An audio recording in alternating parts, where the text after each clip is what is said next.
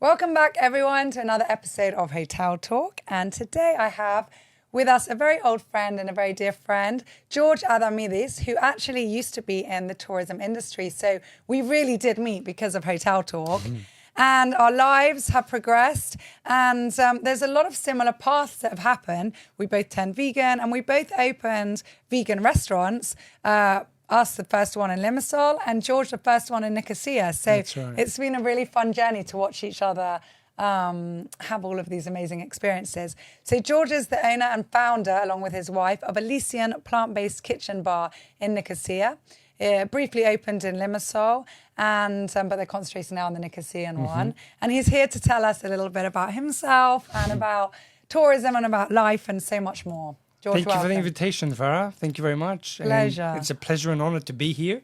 You've had some amazing guests, so I'm excited about today. Yeah, happy to be one of them. So, George, tell us a bit about you. You're like me, mixed backgrounds, growing up different places. So I always find guests like that interesting. So, Absolutely.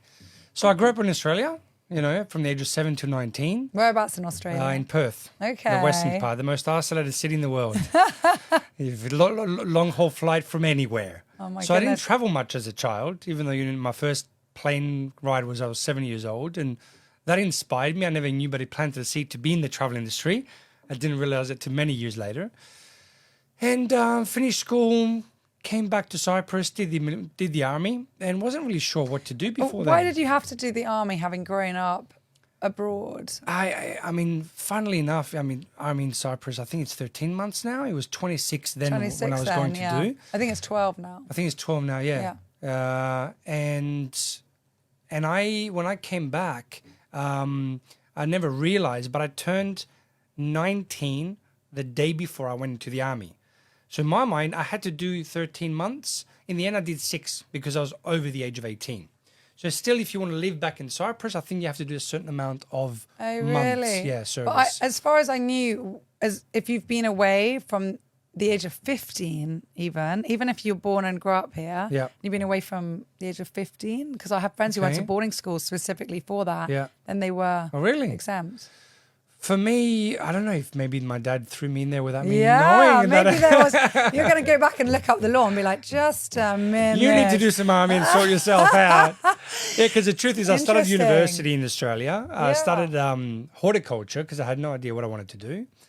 And then I quit a few What's months that? later. Horticulture? Agriculture, horticulture, Wow. the study of, because biology was one of my favorite subjects. Okay, so what did you study? Like the develop? Well, I only did it for a couple of months, Farah, to be honest. It was agriculture. There was marketing in it, which I loved. Yeah. There was chemistry in it, which I hated. There was management, which I loved the idea of that as well. But I moved into the hospitality industry at the age of 14 and a half, the legal age of being able to work in Australia. I started working in restaurants. And I felt at home, serving people, being around people, different people every day. And it no didn't- day's ever the same. Exactly. You're not stuck in a cubicle. I'm not good in one place. So then when I came back and did the army, I thought, okay, what's bigger and more challenging than a restaurant? Hotels. And that's when I decided to study hospitality management. Where did you study that? I did that in Nicosia for a couple of years diploma, and then finished the University of Plymouth. But it wasn't Okay. actually in Plymouth. It was in Newton Abbot, a small town close to Torquay. Okay, So, wow. yeah, finished that. And then I had one of the most inspirational people I'd ever met. A gentleman who then, his name is Chris Dunn. He was the director of talent of Marriott Hotels. He's now doing his own business decades later of being with Marriott. But he came on a rainy day and he kind of presented the graduate program with so much passion and fire.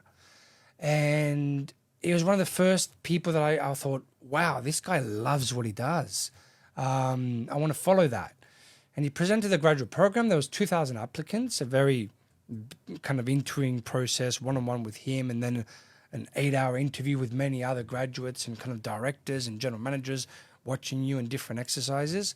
And I got into the graduate program. So for about 4 years, I was with Marriott in the UK, progressed in my career, 4 promotions, 4 years, just What a great dedicated my life to. experience. Oh, it was incredible. I worked in Wales, Scotland, London. And then I worked for the De Vere Group in the UK for another year.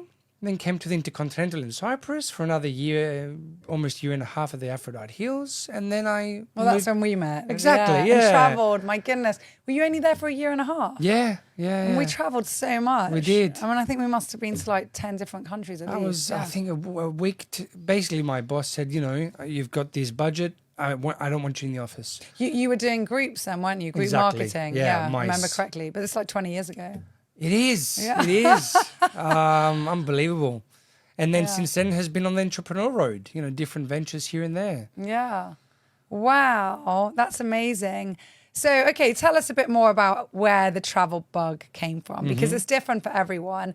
I mean, okay, until 7. So basically, pretty much the whole time you were developing your subconscious, you were quite grounded, I imagine, with a traditional nuclear family. You've got your lovely sister as well. So hopefully having a lovely home life. And then suddenly you went on a plane. Yes. Is that where it then all sparked from, or was it seeing different things, or was it working in restaurants? What was it? Imagine the first plane ride was moving out of a country. So at the age of 7, we're moving from Cyprus to Australia. We go from Cyprus to Athens. And I'll never forget, it was New Year's Eve and we're driving through Athens, and I'm 7 years old, so there's not too many memories left from that. But I remember the Parthenon being lit up with different colors and changing colors, and it was just, wow, it was majestic, and seeing that, just the hairs are standing on the back of my neck right now. It was... You remember that so well. I remember that. And then we went from there, we flew to Athens, to Singapore. We went to Melbourne. And then I just remember being on a plane, being that high up, 10 kilometers in the air, and just going, wow. So I think subconsciously it was planted then. Yeah. But then growing up in Perth, it was isolated, so it never traveled to the age of 18, 19. When I flew back, and we came back at the age of 12 for a trip, and then 15 again. So every time I just get on a plane, being at airports, seeing all these emotions, people jumping and hugging and saying hello, people greeting goodbyes, I'm like, it's just exciting. It's exciting. And so the travel bug, I think, got instilled then. And then when I worked in hotels, the main reason was to travel.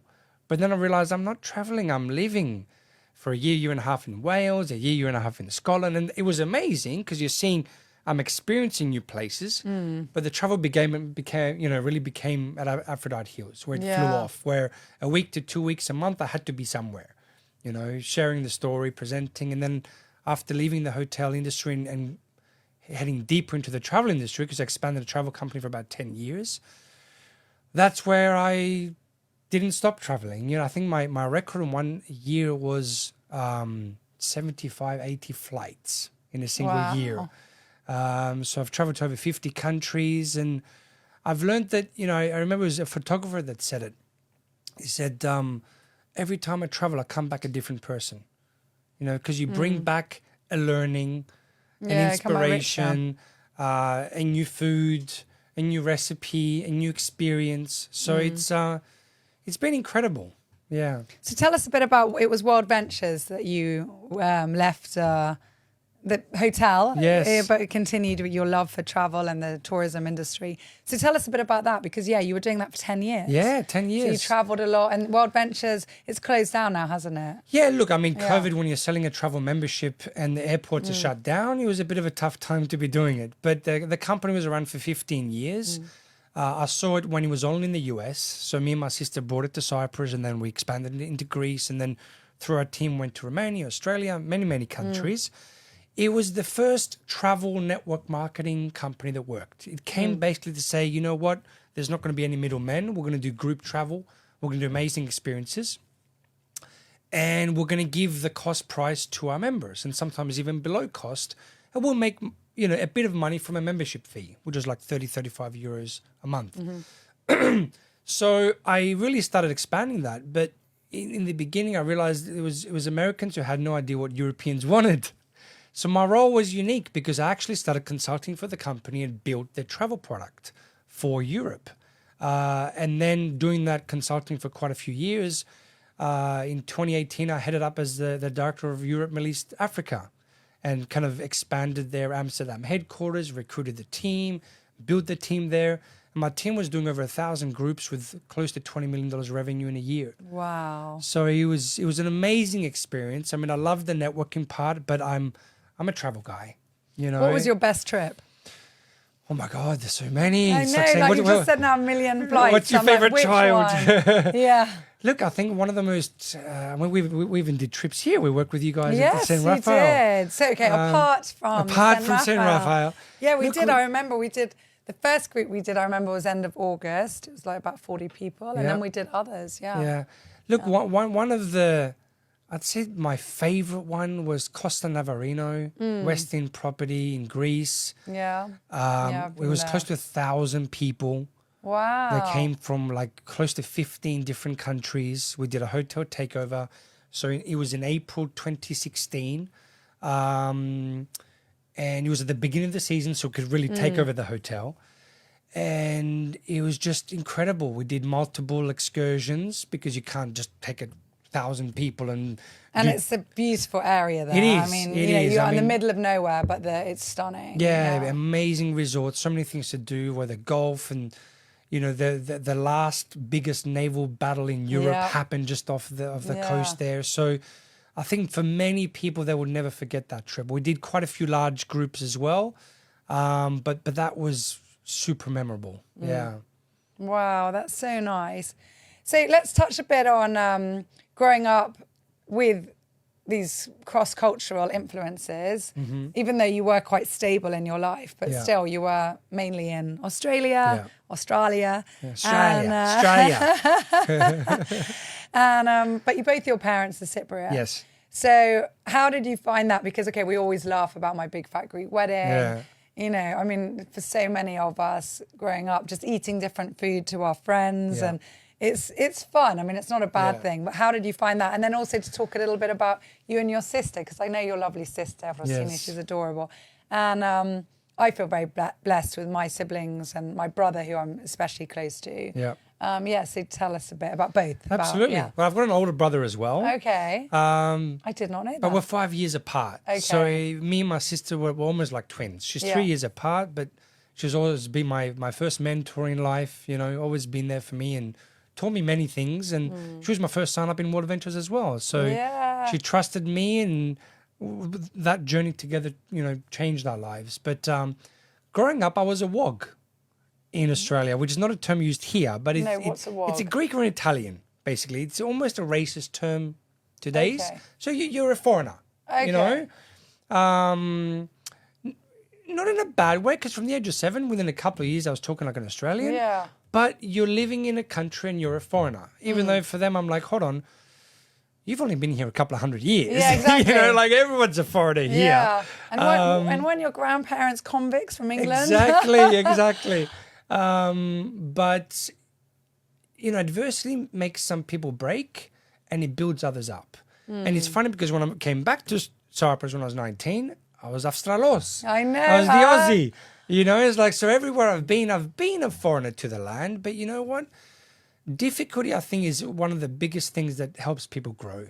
You know, and having those challenges, whether it's, I mean, people get bullied at school, people get bullied at work. And I think sometimes that, and I mean, I have no complaints because I had so many friends at school, and I was someone that didn't have one gang. I was friends with the best kids at school, friends with the worst kids at school. I was someone that can see the good in everybody and have fun with everybody, you know, at a certain level. So I had amazing memories growing up, but it sometimes was tough because I also changed schools a couple of times. You know, went there English second language school for a year, then went to a primary and a high school at the same area, then a private school the last 3 years of my life.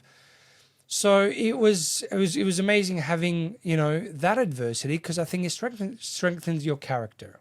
You know, how do you build muscle? You're at a gym and you have to tear muscle down first to rebuild it back up. So I think that allowed me to travel without fear, you know, to move without fear. I remember I was working in Wales and the reception manager was going to move to a different place in the UK. And I went to her, I said, Becky, isn't that exciting? She goes, George, you're the first person that said that. She goes, everyone else was like, aren't you scared? And I'm like, and one of my mentors said the thinnest line in the world is between fear and excitement. I said, yeah, but it's exciting. New place, new friends, new people. You can always come back here. You can always travel back. So I've always, that kind of strengthened me to take risks, you know, jump into the unknown, because I think all our dreams are outside our comfort zones. When it's comfortable and you're warm and you're cozy, you're not growing. So Efrosini helped me with that, because she always moved with me. When I was in Glasgow, actually, we moved together and lived in London in 2006. We did that for a year and a half. And then we traveled a lot together with World Ventures as well. So it was, you know, having someone like that who, she's a strong woman, she's a leader, it helps to pull you forward as well. Yeah, it's so nice. I've often seen, and of course I've experienced it, but having very close siblings, and I've seen it with friends and my dad and so many others. And I sometimes say it's like having your soulmate as your sibling, because it doesn't have to be your soulmate. You can meet many of them. Yes. They can have best friends that are soulmates. You can have, of course, your partner who's your soulmate, and you can have people in your family who are, and it's just beautiful to see that. So, veganism. Let's go into my favourite subject. We'll probably need, what time is it? About 10 hours to talk about this now. So, how did you become a vegan? Why did you get into veganism and plant-based living? And then we'll go into why you were inspired to open a restaurant for it. It's a unique journey, because I stopped drinking milk when I was in London, so 2006. And I started getting into health anyway. 10 years before I moved into veganism, and I cut out certain things. But the way it happened is very unique. I was living in Athens, and moved there for World Ventures, and then we have some friends which became kumbari. You know her, Iliana Rufu, Iliana Ravi. So we were going to stay with them, and she's like, George, the only rule is, because she was a vegetarian at the time, I don't want any meat, raw meat, when I come back in the fridge. I'm like, what's up with this girl? Why? Yeah. You know, What's your problem? you know, just a few months later, I posted a kangaroo steak on Facebook, and a kangaroo teddy bear. I'm like, I'm about to eat his cousin, you know? Oh my goodness. They come back a month later. I actually didn't even know people eat kangaroos. It's actually one of the healthiest meat, because it's 99% fat free. Ugh. You know, Okay. that's the... Poor animal. But yeah, it's an amazing animal. It's a beautiful animal. So now just the thought is unbelievable. But anyway, that's the person where I was, and that's how sometimes you grow and you look back and go, my God, worlds apart. Absolutely. So I'm like, you know, why did she have this thing? They come back a month later. We actually lived with them for a few months. And one night it was a communal friend's birthday. She's like, oh, come to the party. Went to the house, and the guys were vegan. I had no idea. And they had a buffet probably the size of this table, filled with food. We're talking meatballs and pasticcio and moussaka, spaghetti carbonara, and these salads. And I was like, wow. And I ate like a pig. The taste was incredible. But the feeling afterwards was like, I feel so light. You know, I don't feel heavy. I don't feel like I need to lie down. What's going on? And then the next morning I was like, that was amazing. The food was awesome. I'm actually quite inspired. And she goes, okay, have a look at this video. And she showed me, I can't remember his name. I always forget his name, Gary something. It's an Eastern European name. And he does like a university talk. And he talks about chicken, dairy, meat industry. And it just clicked. Like at that point I thought, this guy makes so much sense. Our teeth aren't made for meat. Our intestines aren't made for meat. If we look at most of the diseases, unfortunately, in the world today, heart disease, you know, all of these. Type 2 diabetes, strokes, so much. many cancers. And, you know, that's why I literally made the decision. It took a few months to really transition, but it clicked, and I thought, I don't need this in my life. I wanna take it to another level. So that's how the journey began. Wow, amazing. And that was, when was that? 2016. 2016, amazing. So, okay, so you became vegan and healthy vegan, plant-based, and you moved back to Cyprus. You got married. And how did you decide to open a vegan restaurant in Nicosia? Yeah, God. And if anyone's listening and they're unaware of Cypriot culture, we are quite a heavy meat-eating culture. I think a lot of people think, oh, it's an island, they must eat a lot of fish there. It's Mediterranean, salads, and no. We do have fish here, but we're not a big fishing island. So while there are fish mezzes, the majority of people are meat eaters. And we have a very healthy diet, Yes. the Mediterranean diet, traditional. But people invariably say, oh, we'll put a bit of tuna on the side, we'll put a bit of meat on the side. And so we're quite a Look, we meat-centric are, place. but they weren't like that. They weren't. Like no, we've I become think like 50 that. years ago, I look at my grandparents' Absolutely. diet. It was legumes, it was beans, it was nuts, it was shushuko made from grape juice. It Grapes, was he would they would slaughter a Salads pig and- once a year, split it with 2-3 families. He would have like one piece of lunza once a week. They would eat meat at the weddings, and at special events and special occasions. So I think it's changed a lot. We became very Americanized the last 20, 30 years. Look, I mean, my wife Ariadne has been amazing on the journey because we decided together. The move happened 1 month before she fell pregnant with our son, our first son, Nicholas, our first child actually. So the journey together has been unbelievable. I forgot your question now though. Yes, no, don't worry. So you became vegan, and then why did you decide to open a vegan restaurant? Yeah, in Nicosia? because there was just a lack of options. I was looking in Nicosia. We moved back, when was it? 2016. 2018, I moved to Amsterdam for my role until 2020. But I was 2 weeks on, 2 weeks off, or a week on, 3 weeks off. And there's no options. We're tired of traveling to places and not finding options. There was, I think, one kind of home-cooked place in Nicosia for quite a few years. And literally, I just thought, let's open a takeaway. Let's open 30, 40 square meters takeaway. It was always a dream to open a restaurant.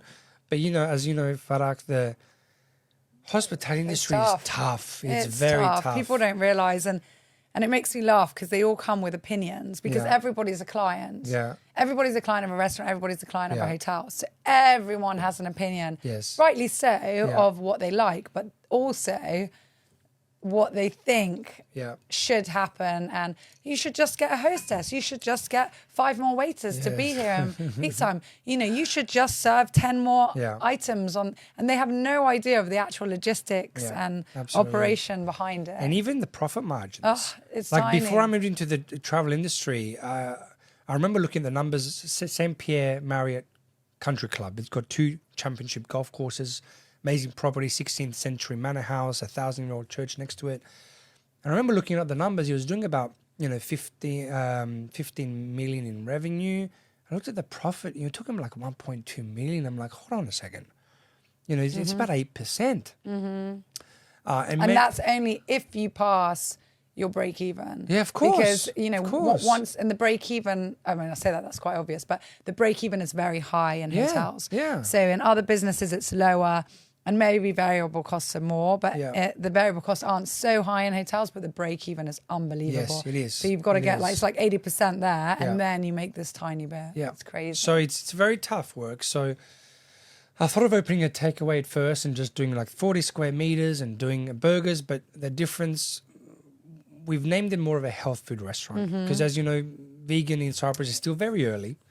Our culture is very meat eaters. I mean, I think if Seychelles was in London or Paris or Berlin, there'd be lines out the door. We'd be raking in, yeah. Same with Elysian, So I thought, okay, I'll start with a takeaway. On the second day, I sat outside. The place next door was for rent as well. And I thought, if I'm going to do the first vegan restaurant in Nicosia, I might as well go all in. So made that decision on the second day of opening. But we focused on being a health food restaurant as well. So we make our own burgers, we make our own sauces. There's no white flour, there's no white sugar. That's how we began. Many ingredients are organic. Recently we said, okay, we're going to break the rules a bit. We're going to put some bao buns, but we're going to let people know this has white flour, for example. Oh my goodness, really similar to our journey here at Seychelles. Yeah. Like I also started off no processed sugar. Flour we had, but we've also got the bao buns. Yeah. Because you've got to have something that people... Exactly. Yeah. And we just launched recently a dinner menu because we evolved. We put brunch in there after a few months, but we had some amazing clients. As you know, they come in, they hear good things and they want to try. Had these like 70-year-old couples coming in nicely dressed for a date night, and I'm serving a menu like, so we've got burgers and gyros and wraps and Jackson, you know. Yeah. So now with our dinner menu, we've pushed to evolved, launching last month, where we've got some spaghettis or bao buns or baked pasta in the oven and more main dishes as well. So it's been an amazing journey, very, very tough. What's your best, or maybe bestseller, or your surprising, something that you've got on that you're surprised? Yeah. I know that sounds awful, but I think as all restaurateurs, for me, definitely, I put stuff on menus sometimes. I'm like, I don't know if that will sell. Yeah. And then something else, I'm like, oh my goodness, this is going to go like hotcakes. Yeah. And then that doesn't do so well. And then the other thing, I'm like, really? And it just flies. Yeah. Look, I think our signature burger you told me is before. the best seller, you know, and we've tried to make a beefy patty, but it's beetroot and portobello mushrooms, walnuts, organic oats, organic brown rice. So you're eating something filling. healthy. Our saganak is amazing. We make our own feta from almonds and organic olive oil and a bit of lemon juice and oregano we put in there, or mint. And then we fry that with some organic agave on top. And now the bao buns are a bestseller. We only started that last month, but people love it. You know. So and our pancakes, because they're no flour, they're 100% organic oat flour. So you're eating something that's super healthy, super clean. Chocolate sauce we make ourselves with organic chocolate, sugar-free. So our pancakes, those 3 items and 4 items, I think are our best seller. Beside the fried potatoes, I didn't want to put them. Yeah, what but can people, you do? Yeah, people ask for them, and we have them as well. And we've got the sweet potato fries. That they do sell, but now everybody wants a few fries. What to do? I love fries as well. I'll be like, I have my salad, but I want some fries. Yes. Yeah, we all need a treat. So I had to ask this. What vegan question do you get asked the most from non-vegans? How can you survive without meat? Yeah. Right? Where do you get your protein from? Oh my God. Yeah. I think that one's there. Yeah. And it's like, you know, or when some people go, well, why do you eat things like related to meat? Yeah, that tastes like meat. Yeah. If you're vegan. And you're like, well, I went plant-based for the health and for the animals and for the planet, because one thing we do at Elysian as well, we have no plastic. Yeah. We don't serve any plastic. There's no plastic outgoing. So we wanted to make a concept about the health of people, the animals, and the planet. And just to be sustainable in every way. When people ask that, it's just like, look, you know, I have things that taste like our chicken gyro. I've given it to people that know we're a vegan restaurant and they don't realize, you know? Yeah. There's things now without the process, because we have hot dogs and people are like, are you sure these are exactly meat? And I know you've got the moving mountains on, which is good quality, etc., because there are some alternatives with a lot of processed stuff in there, and I think something I don't agree with, it's still kind, it's still better to have that, and it's kinder for animals, and it's definitely better for the planet, but for your body it's better to be plant-based, literally, not vegan junk food.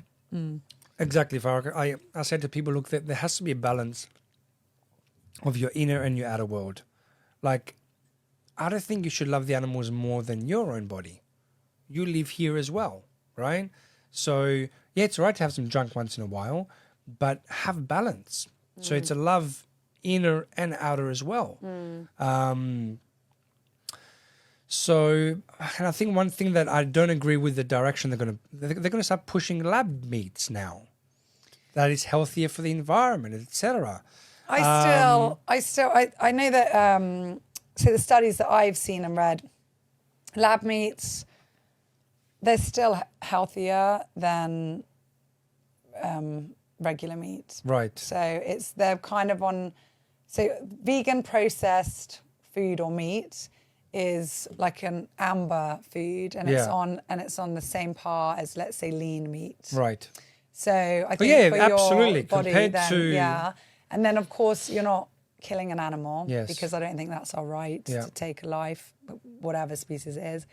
And then at least some people will have the taste, they'll have the texture, they'll have the feeling, and it's definitely more sustainable, because I mean, you know, in China they've opened the first multi-story pork factory where they've just got, I don't know how many floors, like tens and tens and tens of floors of animals in these small cages. And so that it's not sustainable. We don't have enough land anyway. Even if everybody said animals feel no pain and we can kill them, there's not enough land to do it. Yeah. So I think there is a market for the lab-grown meat. Now, whether that's there will ideal, be a market. I'm also not going to line up. I actually don't even like the taste of meat because it's been so many years I haven't had it. Yeah. But I think someone like my brother who adores it, I'd rather he has that than an actual cow. Look, I haven't looked into the deep research. I'm like you.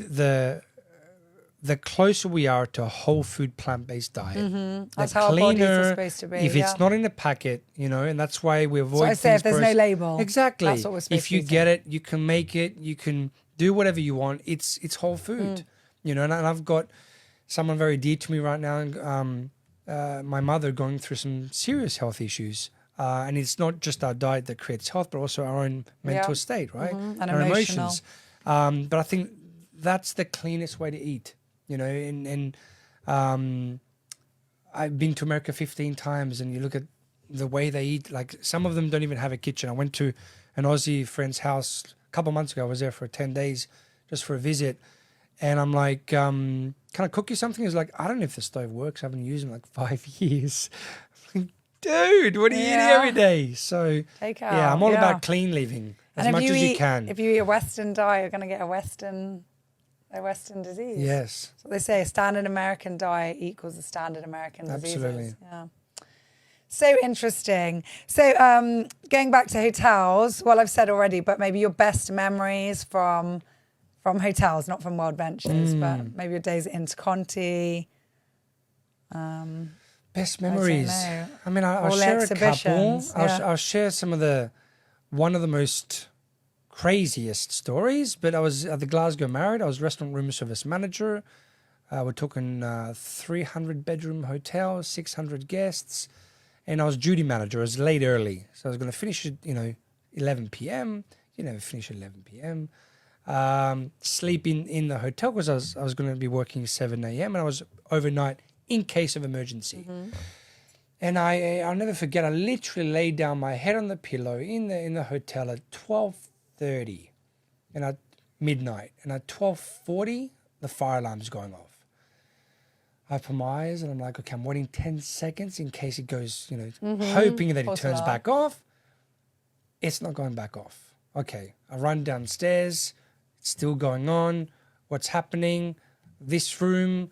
What happened? There was a Portuguese football team playing poker, smoking cigarettes, and he started. The actual sprinklers went off. Well, the fire alarm started flashing and going off.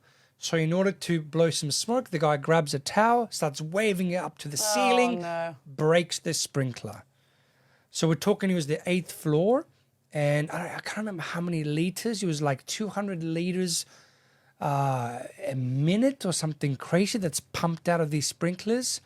Into a bedroom. Into a bedroom.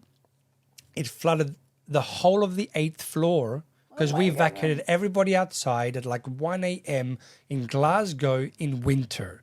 People were in the freezing cold. They were trying to call the fire brigade. For some reason, it wasn't connecting. So it was half an hour by the time they came. That's frightening. If there was a real fire, that's appalling. Yeah, exactly. And we're talking thousands of liters of water that came the 8th floor, and then it found its way through the hotel. It didn't flood, thank God, every floor, but it worked down into my kitchen, into my restaurant. The kitchen was raining. I've never seen anything like that in my life. It was literally about 20 centimeters of water on the 8th floor in the corridor. The guy paid for the damages. Whoa! Of course, it was like 10,000 euros of damages. I would have thought even more. Yeah, thankfully it wasn't more. It was around 10,000 because the carpets could be steam cleaned. It was damage in the room. It was whatever. So thankfully he got away with a bit less.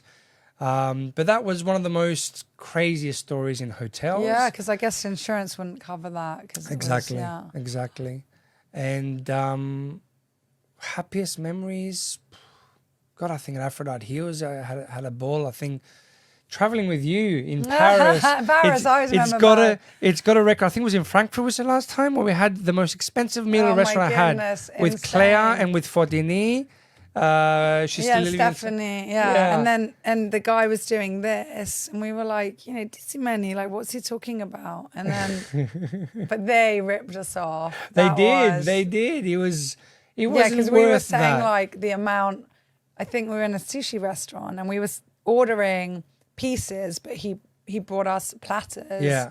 So like, we'll have 8 pieces of that sushi, and then he brought 8 portions of 6 or whatever. But it was an amazing restaurant. And then it was good food, like the design, the surroundings were amazing. Yeah, but my manager, I think it was Spiros Michailidis. Oh yes, was Spiros was there.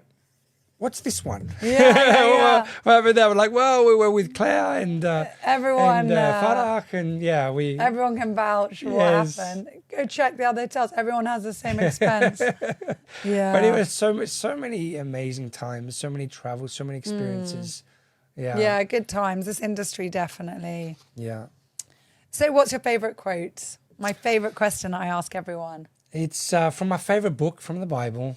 And it's something that I've lived my life by. And I remember reading it for the first time. I was 19 in the army. That's when I really first picked up a Bible and started going through and got so much truth and inspiration and so many answers from it. And it's ask and you shall receive, knock and the door shall be opened, seek and you shall find. And I'm a big believer in that, because many people in this life, they play the victim mindset, and they say, poor me, and this happened to me, and this, but at the end of the day, we create our own reality. We have that free will, and if we seek, if we knock, and if we ask, it'll be given to us. The answers will be there, the right people will come, the right events will take place, and we can really live a blessed life, here. And that's what's important, right? To enjoy every moment and to see the blessings every single day. Absolutely. Gratitude. Amen. Yeah, we spoke about that a lot with Thalis Panaidis. Yeah. You've got to watch that episode. It's coming out soon. So, bonus question. All righty. So, Let's pick see. anything you want from here. I'll read it to you. Let's see if this is a juicy question or something easy. What is one thing you would like to say to a grandparent who is no longer here with you? Oh, wow. I like some of these questions that are coming up lately. So I would say to... And which grandparent you have to specify. Look, I think I want to say to my dad's dad, who I've got his name, George Adamides, and he was... I think that's where my entrepreneur bug comes from. I didn't realize it too many years later. I wish I experienced him, because he had a stroke when I was younger, so he couldn't communicate too much when I grew up. Okay. But he was one of the biggest entrepreneurs in the area of Cyprus. He traveled to every different area to bring the best legumes and beans and this and that. And he had a store at the fork of Astromeritis, where the road that goes to the mountains, to Morphu, and to Nicosia. So that's where his house was. He did the first petrol station there as well. So he's a very big businessman. So what would I say to him? What's your question? I'd say thank you and teach me more, because I didn't have enough time with you. Oh, it makes me quite emotional. I'm sure he will teach you more, because I believe everyone up there guides us. So, yes. Yeah. Agree. Bless him. Bless you. Thank you so much Thank you. for Bless everything. You too, Thank Farah. you so much for sharing all of this juicy and fun information with us. And we spoke about, my 2 favorite subjects, tourism and veganism. Yes, so this was a great me too. episode. So thank you so much. Wishing you all the best. Thank And you I'm too, coming to Farah. Elysium soon. Please do. Have an awesome one. Thanks.